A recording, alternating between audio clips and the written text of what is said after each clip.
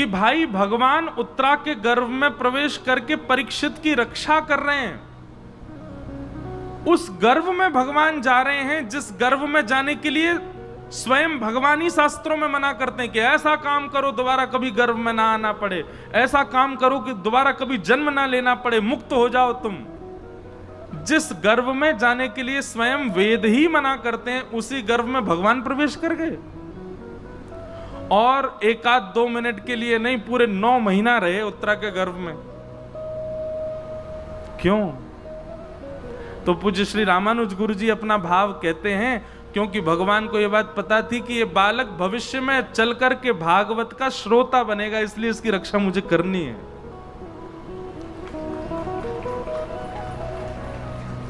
यह सामान्य बात नहीं है। गुरु जी क्या लिखते हैं आगे? बोले निश्चित ही अपने जीवन में जिसने एक बार भी भागवत की कथा सुनी होगी तो निश्चित है उस श्रोता ने जब अपनी मातृगर्भ में वो विराजमान रहा होगा, ठाकुर जी मातृगर्भ में उसकी रक्षा के लिए आए ही होंगे। क्योंकि हम सब परीक्षित हैं, हम सब कथा सुन रहे हैं, हम सब की भी ठाकुर जी ने गर्भ में निश्चित रक्षा करी होगी। एक प्रकार से हम आप सब लोगों को भी मुक्ति की कामना नहीं करनी। हम सब कथा सुन रहे हैं तो इसका मतलब हम सब भी परीक्षित हैं, हम सब की भी रक्षा ठाकुर जी ने करी है। परीक्षित बोले तो मुक्ति ना मांगू तो क्या मांगू? मेरे जीवन के 7 दिन बचे हैं, मैं क्या मांगू फिर आप बताइए। बोले राजन देखो, मुक्ति प्राप्त करने के लिए 7 दिन, 7 वर्ष, 7 महीने की आवश्यकता नहीं है। अरे 7 मिनट भी जरूरी नहीं है, 7 सेकंड भी जरूरी नहीं है। मुक्ति एक क्षण में मिलती है, एक क्षण में। अगर तुम्हारे प्राण निकल रहे हो और उसी समय तुम्हारी अंतिम श्वास बस निकलने वाली हो और अंतिम श्वास जैसे ही निकलने वाली है, प्राण जाने ही वाले हैं, उसी समय यदि कान में आकर के कोई कह दे हरे कृष्ण कृष्ण कृष्ण हरे हरे, हरे राम राम राम हरे हरे, महाराज वो अंतिम श्वास में सुना गया भगवान नाम, उसका प्रताप यह होगा कि जीवन में किए गए सारे पाप उसी क्षण नष्ट हो जाएंगे और भगवत धाम की प्राप्ति हो जाएगी, मुक्ति मिल जाएगी। कितनी सहज है मुक्ति। पर जन्म जन्म मुनि यतन कराही, अंत राम कहि आवत नाही। ये लेकिन संसार की विडंबना है। आप जीवन में कितने भी पाप कर लो, अंतिम क्षण में प्राण त्यागने से पहले अगर भगवान का नाम बोल दिया मुख से, हरि भी यदि बोल दिया, कृष्ण बोल दिया, गोपाल बोल दिया, लेकिन ये संसार का नियम है कि व्यक्ति को अंतिम समय सब याद आते हैं, भगवान याद नहीं आते। बल्कि शास्त्रों में तो ऐसा लिखा है कि अगर कोई व्यक्ति अपनी बिल्कुल परिपूर्ण मृत्यु प्राप्त कर रहा हो, मतलब कोई हादसे में नहीं, कोई बीमारी हारी से नहीं, पूरा जीवन जी करके जा रहा हो, ऐसा व्यक्ति सोचे कि हाँ भाई अब तो इतने वर्ष के हो गए, अब हम प्राण त्यागेंगे तो भगवान नाम बोलेंगे मुख से, तो भगवान ऐसी लीला करते हैं, कंठे गुरगुरायते, अंतिम समय में उसके गले से आवाज है, गुर्र गुर्र गुर्र गुर्र आवाज होती है, भगवान नाम नहीं बोल पाता। आप कहोगे तो फिर क्या करें? अंत में भगवान की याद आए उसके लिए क्या करना पड़ेगा?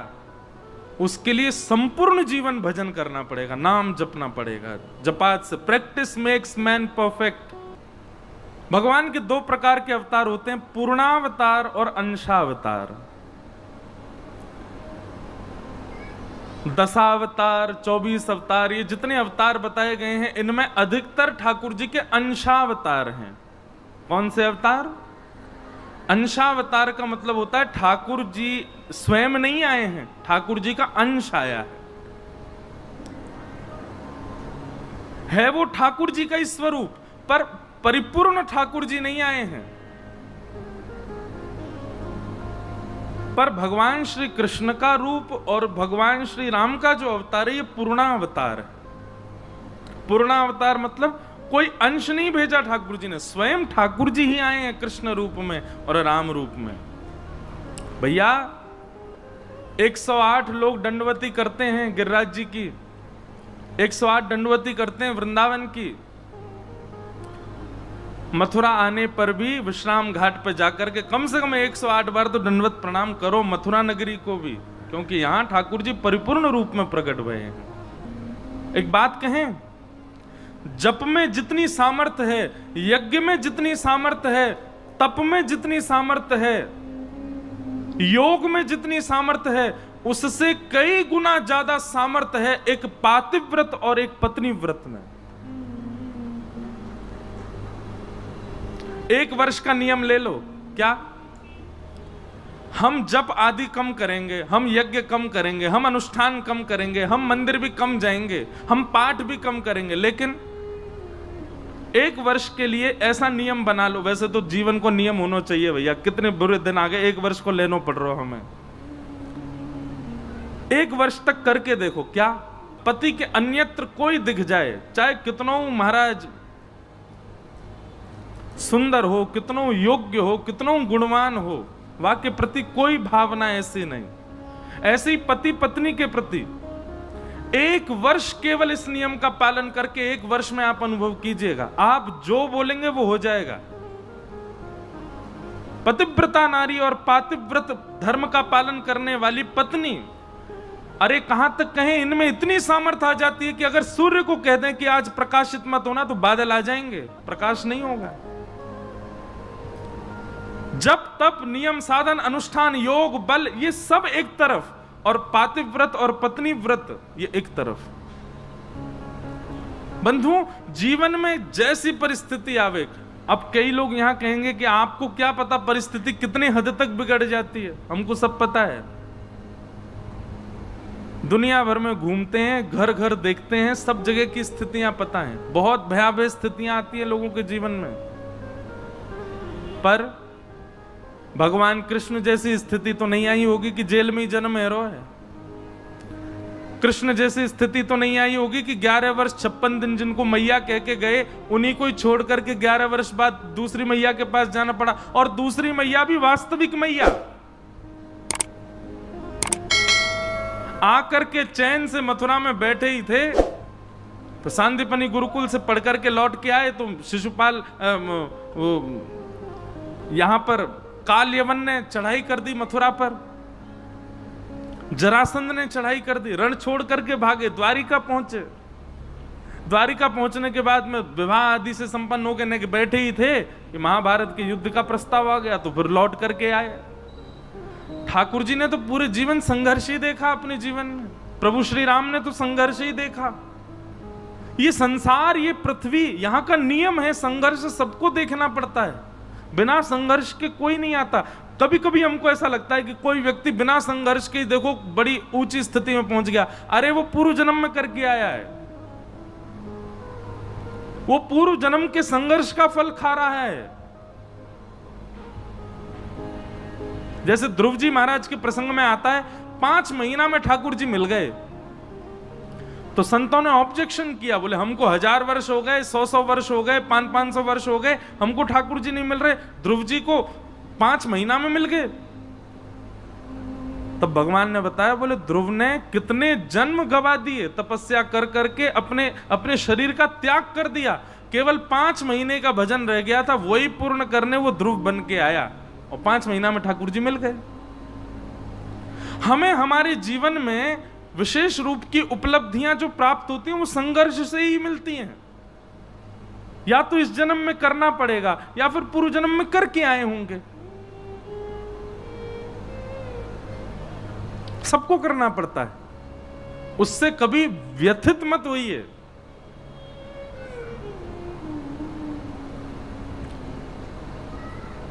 परीक्षित जी महाराज को जब 7 दिन में मरने का श्राप लगा, परीक्षित जी व्यथित नहीं हुए,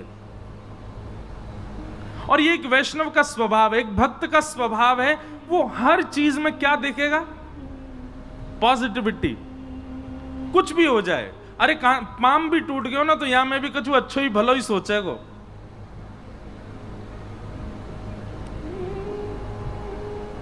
जब आपके साथ घटना घटती है तब आपको लगता है, हे राम हे नाथ आपने ऐसा क्यों किया, पर कुछ महीने बाद, कुछ वर्ष बाद लगता है अगर वो घटना ना घटी होती तो आज जो हमें मिला वो नहीं मिलता, उस घटना से ही सीखा हमने। इसलिए घटना के समय पर व्यथित मत होइए, मन में देखो अब घटना तो कैसी भी हो सकती है, उस समय आपकी स्थिति क्या ये कौन जाने, पर उस समय मन में एक भाव रखा करो, निश्चित ही ठाकुर जी ने इससे कोई भला ही सोचा होगा, वर्ष 2 वर्ष 5 वर्ष 10 वर्ष बाद शायद मिलेगा। व्यथित मत हो।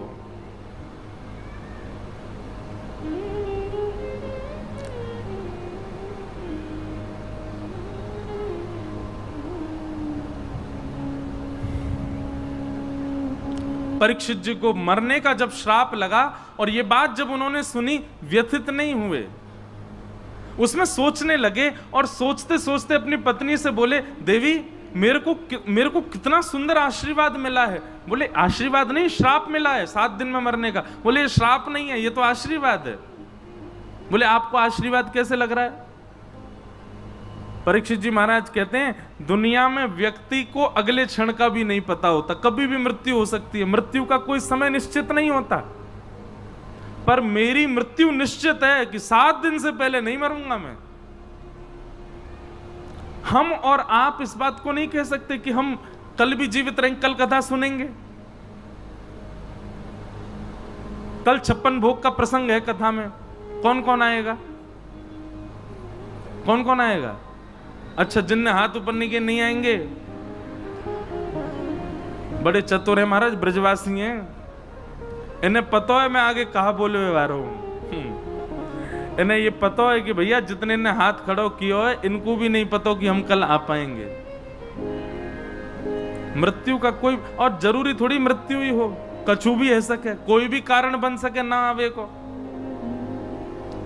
लेकिन परीक्षित जी कहते हैं मैं 7 दिन बाद मरूंगा। ब्राह्मण ने कहा है 7वें दिन तक्षक सर्प डसेगा। ब्रह्म वाक्यम जनार्दनम, ब्राह्मण की वाणी जनार्दन की वाणी है। इसका मतलब 7 दिन से पहले तो मुझको तक्षक, मेरी मृत्यु हो ही नहीं सकती। ब्रह्मा जी भी आकर के कहें चलो परीक्षित, तो भी मेरी मृत्यु नहीं होगी। इस बात से मैं बहुत प्रसन्न हूं, और मेरे पास जो जीवन के 7 दिन बचे, इनको अब मैं उपयोग करूंगा। अपने पुत्र जन्मेजय को गद्दी पर बिठा करके चले गए गंगा के तट पर, और संतों से जाकर के पूछा कि अतः पृच्छामि संसिद्धिं योगिनां परमं गुरुं पुरुषस्येह यत् कार्यं म्रियमाणस्य सर्वथा। महाराज, मैं बस आपसे यही प्रार्थना करना चाहता हूं कि मेरे जीवन के केवल 7 दिन बचे हैं, मैं इन 7 दिनों का सदुपयोग करके मुक्ति की प्राप्ति कैसे करूं, कृपा करके मुझे बताओ।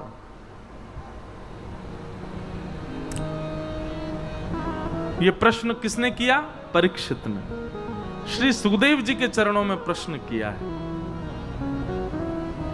मेरे जीवन के केवल 7 दिन बचे हैं नाथ, अब मुझे बताओ मैं क्या करूं। और यहां से अब द्वितीय स्कंद प्रारंभ होता है। श्री सुखदेव जी महाराज बोलना प्रारंभ करते हैं। बोलो श्री सुखदेव जी महाराज की जय। कि मरियानेशते प्रश्न क्रतो लोकहितं आत्मवेद सम्मतः पुंसां श्रोतव्यादिषु यप्परः। बहुत ध्यान पूर्वक सुनिएगा, एक एक विषय, एक एक शब्द बहुत महत्वपूर्ण है आज का। सुखदेव जी कहते हैं, परीक्षित तुमने प्रश्न किया 7 दिन में मरने वाले की मुक्ति का उपाय बताओ जी। परीक्षित, यदि ये प्रश्न तुमने संसार के लिए किया है, अगर मेरे लिए और हम सब के लिए किया है तो ये प्रश्न ठीक है। लेकिन परीक्षित, यदि ये प्रश्न तुमने अपने पर्सनली अपने लिए किया है तो ये प्रश्न उचित नहीं है। परीक्षित बोले क्यों? श्राप जब मुझे लगा है 7 दिन में मरने का, तो मैं अपने लिए ही पूछूंगा ना, मैं दुनिया के लिए क्यों पूछूं? बहुत ध्यानपूर्वक सुनिए, ये प्रसंग बहुत अद्भुत है। यहीं से ही कथा की भूमिका अद्भुत हो जाती है और तभी कृष्ण जन्म में प्रवेश होगा।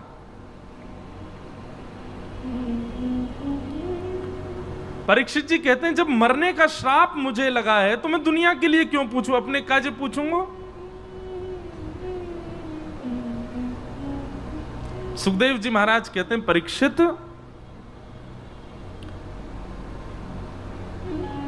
तुम कौन हो, तुम ये जानते नहीं हो अभी, और जानते हो तो शायद हो सकता है जानते हुए भी मेरे सामने शायद ऐसा दिखा रहे हो कि तुम अपने आप को नहीं जानते। परीक्षित बोले आप कृपा करके सीधा समाधान बताइए, आप क्या कहना चाहते हैं। बोले परीक्षित, तुम वो बालक हो जिसको गर्भ में मारने के लिए अश्वत्थामा ने ब्रह्मास्त्र छोड़ा था, और तुम्हारी रक्षा के लिए स्वयं भगवान अपनी गदा लेकर के तुम्हारी मातृगर्भ में प्रवेश कर गए। और भागवत जी में वर्णन है, अभी तक हम भी कथा में कहते आए कि भगवान ने केवल रक्षा की और रक्षा करके बाहर आ गए, पर नहीं, श्रीमद् भागवत जी में वर्णन है कि जब भगवान ने उत्तरा के गर्भ में प्रवेश किया तब से लेकर के जब तक परीक्षित का जन्म नहीं हुआ, भगवान उत्तरा के गर्भ में ही रहे, भीतर अपने गदा लेकर के, अपने चक्र लेकर के भीतर ही खड़े रहे कि कोई आपदा इस पे आ ना जाए। क्यों? भगवान ने तुम्हारी रक्षा क्यों की मातृगर्भ में आकर के? स्वयं श्रीमन नारायण तुम्हारी रक्षा कर रहे हैं, तो इसका मतलब क्या है? अरे कितने लोग मृत्यु के ग्रास बन जाते हैं, कितने लोगों की आकस्मिक मृत्यु हो जाती है, छोटे छोटे बालक भी कई बार प्राण त्याग देते हैं। ठाकुर जी सबकी रक्षा तो नहीं करते, पर परीक्षित तुम्हारी मातृगर्भ में प्रवेश करके भगवान ने तुम्हारी रक्षा की। क्यों? क्योंकि ठाकुर जी तुमसे कुछ विशेष करवाना चाहते हैं। और तुम आज यहां बैठ करके मुझसे कह रहे हो कि मुक्ति का उपाय बताओ। क्या भगवान ने इसीलिए तुमको बचाया था कि तुम एक दिन छत्र सम्राट बन जाओ, एक दिन तुमको श्राप लगे, और श्राप लगे तो तुम सब संतों से पूछो कि मुक्ति का उपाय क्या है? केवल मुक्ति के लिए भगवान ने तुम्हारी रक्षा नहीं की है। मुक्ति बहुत सरल वस्तु है परीक्षित, मुक्ति बहुत सहज वस्तु है। पूतना को भी मुक्ति मिली है, कंस को भी मुक्ति मिली है, रावण को भी मुक्ति मिली है, कुंभकर्ण को भी मुक्ति मिली है, राक्षसों को भी मुक्ति मिली है, जो भगवान को 100-100 गालियां रोज देते हैं ऐसे शिशुपाल को भी मुक्ति मिली है। वही मुक्ति की कामना तुम कर रहे हो, वो बालक कर रहा है जिसकी रक्षा स्वयं भगवान करते हैं। तो यहां पर परीक्षित को श्री सुखदेव जी समझा रहे हैं, और सुखदेव जी समझाते हुए कहते हैं, बोले कि परीक्षित, तुम एक बात नहीं सोच रहे हो कि ब्राह्मण ने ऐसा ही क्यों कहा कि 7वें दिन तक्षक सर्प डसेगा? अरे क्रोध आया था तो क्रोध में व्यक्ति अवधि नहीं देता, क्रोध में व्यक्ति तुरंत लड़ना चाहता है। आपको किसी ने गलत कह दिया, आपको कोई गाली दे गया, मान लो आपके साथ कोई गलत कर गया, आप उसको ये थोड़ी कहोगे रुक जा, 6 दिन बाद देखूंगा तो मैं। 6 दिन का क्यों अवधि, 6 दिन का क्यों समय दोगे? क्रोध आता है तो क्रोध में आप तुरंत एक्शन लेते हो, कोई ऐसा थोड़ी कि 6 दिन रुकूंगा फिर लूंगा एक्शन। पर यहां पर देखो ना कि जैसे शमिक ऋषि के पुत्र श्रृंगी को पता चला कि मेरे पिता के गले में मरा हुआ सर्प राजा परीक्षित ने डाला, वो तुरंत अपने हाथ में लेता है और जल लेकर के श्राप देता है, आज के ठीक 7वें दिन तक्षक सर्प के दंशन से राजा परीक्षित की मृत्यु होगी। 7 दिन क्यों दिए? सुखदेव जी कहते हैं परीक्षित तुमको 7 दिन क्यों दिए? ये विचार नहीं करोगे? क्योंकि मुक्ति के लिए 7 दिन नहीं, अंतिम श्वास निकल रही हो उस समय भी यदि भगवान नाम में बोल दूं तुम्हारे कान में आके तो तुमको मुक्ति मिल जाएगी। 7 दिन क्यों मिले हैं परीक्षित? ये मैंने तो बहुत शॉर्ट में बताया, दूसरा स्कंद पूरा इसी में ही है। सुखदेव जी यही समझा रहे हैं परीक्षित को कि तुम मुक्ति मत मांगो। तब अंत में परीक्षित ने चरणों में प्रणाम करते हुए कहा, आप ही आज्ञा करें, मैं क्या करूं? तब सुखदेव जी कहते हैं परीक्षित, तुम मुक्ति नहीं भक्ति मांगो, इन 7 दिनों में भक्ति मांगो। परीक्षित जी बोले 7 दिनों में भक्ति से क्या होगा? बोले मुक्ति से क्या होता है? बोले मुक्ति का मतलब होता है मृत्यु के बाद भगवत दर्शन। सुखदेव जी बोले भक्ति का मतलब होता है जीते जी भगवत दर्शन। अब बताओ क्या करना। तक्षक सर्प डसे और उसके बाद तुम्हारे प्राण निकले और फिर तुम वैकुंठ में जाके भगवान का दर्शन करो, ये चाहिए कि जीवित अवस्था में इसी तन में बैठे बैठे ऐसे भक्ति भाव में आकर के इन्हीं 7 दिनों में भगवान का साक्षात्कार कर लो? क्या चाहते हो? परीक्षित के नेत्र खुल गए, बोले भगवान अब मुझे मुक्ति की चिंता नहीं है, अब मुझे बिल्कुल परवाह नहीं कि तक्षक कब आएगा, क्या होगा, मुझे मृत्यु का बिल्कुल भय नहीं है। अब तो केवल मेरी एक ही पीड़ा है कि मेरा अंतिम श्वास आवे उससे पहले पहले मुझे ठाकुर जी का दर्शन करा दो। बंधुओं, समझ में आई बात? हम आप सब लोगों की यही चाह कि हमें भी जितने दिन जिए उतने दिन खुश रहें और जब मर जाएं तो मुक्ति मिल जाए। नहीं, जितने दिन जिए तो भक्ति भाव में जिए और जब मरने का समय आए तो उससे पहले ठाकुर जी का दर्शन कर लो। उससे पहले द्वारिकाधीश प्रत्यक्ष हमारे द्वार पर आ जाएं, हमारे कक्ष में आ जाएं, हमारे घर में आ जाएं। ये स्थिति चाहिए। उसके लिए भागवत की कथा है और ये वरदान, ये संकल्प आपका भागवत जी पूरी कर सकती हैं और कोई पूरा नहीं कर पाएगा। चरणों में प्रणाम करते हुए भागवत जी से प्रार्थना करो कि हमारी अंतिम श्वास आवे उससे पहले हमको श्री वृंदावन बिहारी लाल, श्री राधा वल्लभ लाल, श्री राधा रमण लाल का प्रत्यक्ष दर्शन हो।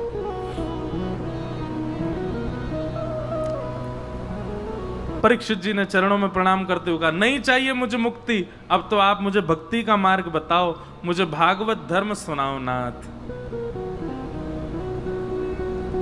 और चरणों में प्रणाम करते हुए वंदन किया कि अब आप आगे का मार्ग प्रशस्त कीजिए। तब से सुखदेव जी महाराज अब यहां से कथा सुनाना प्रारंभ करते हैं। बोलो वृंदावन बिहारी लाल की जय। सुखदेव जी महाराज ने पहले तो सृष्टि का प्रसंग सुनाया, ये दुनिया कैसे बनाई भगवान ने, क्यों बनाई, क्या हुआ, ये सारे प्रसंग बहुत विस्तार से सुनाए गए। सबसे पहले पृथ्वी पर उद्भिद आए। उद्भिद किसे कहते हैं? जमीन फाड़ के पैदा होने वाले पेड़ पौधे वृक्ष आदि, इन सबको बनाया। इसके बाद में फिर स्वेदज बनाए, जरायुज बनाए, अंडज बनाए। इस प्रकार करते करते 84 लाख में एक कम इतनी योनियां ब्रह्मा जी ने बना दी। लेकिन ब्रह्मा जी के मन को संतुष्टि नहीं हुई। अरे इस पृथ्वी को संचालित करने के लिए, सृष्टि चलाने के लिए, भगवत प्राप्ति के लिए एक ऐसी वस्तु मुझे बनानी है जो भजन भी करे, कर्म भी करे। तब ब्रह्मा जी ने अंतिम कृति के रूप में मानव को बनाया और जैसे ही मानव बनाया ब्रह्मा जी प्रसन्न हो गए। भगवान ने प्रसन्न होकर के मानव को बुद्धि प्रदान की जो और किसी को नहीं दी, केवल मानव को प्रदान की। सबसे पहले ब्रह्मा जी ने सनक सनंदन सनातन सनत कुमारों को बनाया, ये भगवान के प्रथम अवतार। उसके बाद 10 मानस पुत्र हुए, महादेव ललाट से उत्पन्न हुए। ब्रह्मा जी ने मन में विचार किया कि अब सृष्टि का कार्य आगे होना चाहिए। तब उन्होंने अपने देह से स्वयंभू मनु और शत्रुपा, सबसे पहले मानव, जिनको हम कहेंगे आदि मानव। आदि का मतलब होता प्रथम मानव। हम लोगों को स्कूल में पढ़ाया गया कि हमारे पूर्वज कौन थे? बंदर। आदि मानव कौन थे? बंदर। पर ऐसा नहीं, भागवत जी की साइंस अलग है। भागवत जी कहती हैं सबसे पहले मानव पृथ्वी पर आने वाले थे स्वयंभू मनु और उनकी पत्नी है शत्रुपा। स्वयंभू मनु और शत्रुपा के अब देखो यहीं से ही चालू होगा, सब कथाएं इन्हीं के वंश में ही आगे चलते चलते चलते फिर यहीं पे ठाकुर जी आएंगे। ऐसा कहते हैं अगर कोई अपना गोत्र भूल जाए तो स्वयंभू मनु का नाम लेकर के वो अनुष्ठान कर सकता है, क्योंकि स्वयंभू मनु सबके पूर्वज हैं, हम सबके पूर्वज हैं। स्वयंभू मनु शत्रुपा की 3 बेटी हुई और 2 बेटा हुए। इनकी 3 बेटियों के नाम हैं आकुति, देवहूति और प्रसूति। अब जो यहां प्रसंग आ रहा है वो है देवहूति का। देवहूति महारानी, बहुत ध्यान पूर्वक सुनिएगा। देवहूति, जिनके पुत्र हुए भगवान कपिल।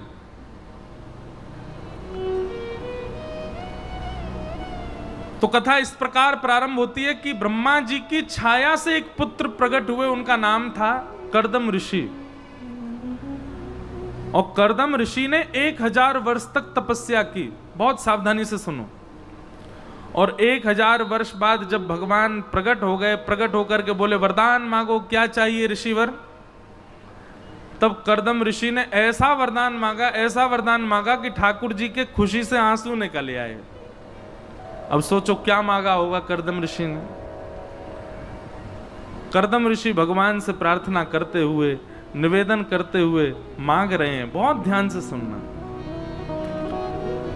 कि तथा सचाहम परिवोडुकाम समानशीलां ग्रह में दधेनुम उपेयवान् मूलमशेषमूलम् दुराशय कामदुदांग्रिपश्य।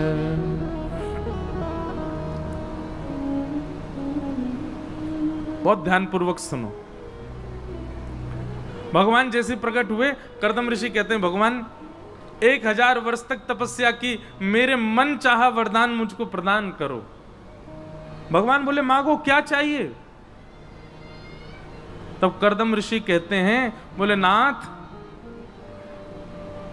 गैया जैसी भोरी, सुंदर सुशील गुणवान, और मैं जितना आपसे प्रेम करता हूं, मुझसे कई गुना ज्यादा आपसे प्रेम करने वाली एक कन्या से मेरा ब्याह करा दो।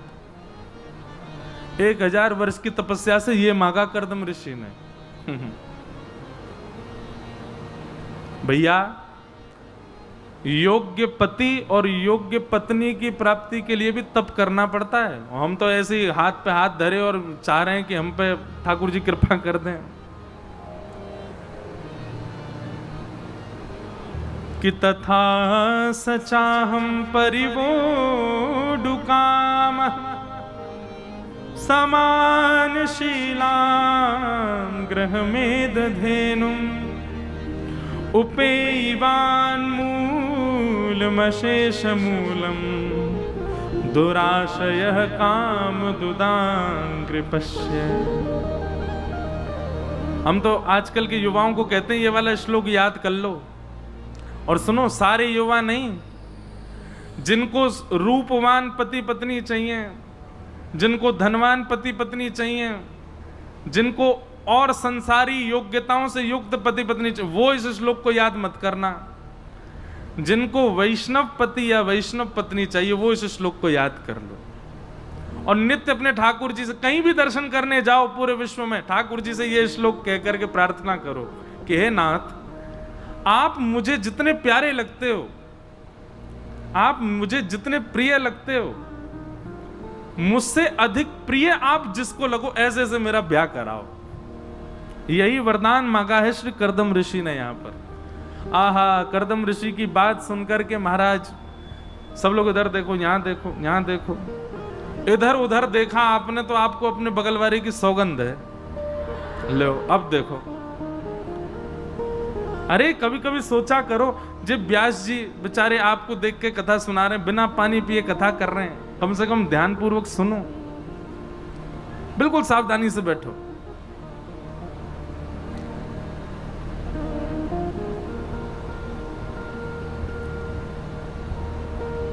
अनुकूल व्यक्ति हमको जीवन में प्राप्त हो, इसके लिए भी ठाकुर जी से प्रार्थना कर। देखो, भगवान से कुछ भी मांगना गलत है, हम ही कथा में मना करते हैं, पर भक्ति बढ़े जिस भाव से, ऐसी वस्तु मांगने की कोई बुराई नहीं।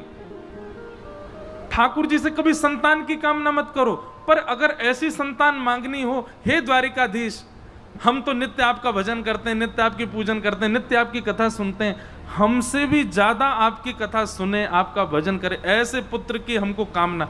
इस कामना से पुत्र की कामना की जा सकती है।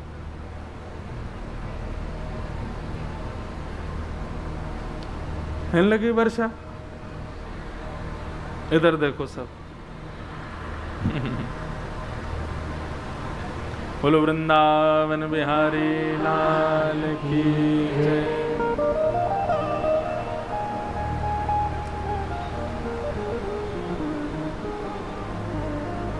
तो अच्छा, अभी कथा प्रसंग में भी यही हुआ क्या? जैसे करदम ऋषि ने वरदान मांगा ना, सो ठाकुर जी के नेत्र बरसने लगे, ठाकुर जी के नेत्रों से आंसू आ गए। क्यों? भगवान बोले भाई दुनिया के लोग क्या क्या मांगते हैं करदम, लेकिन तेने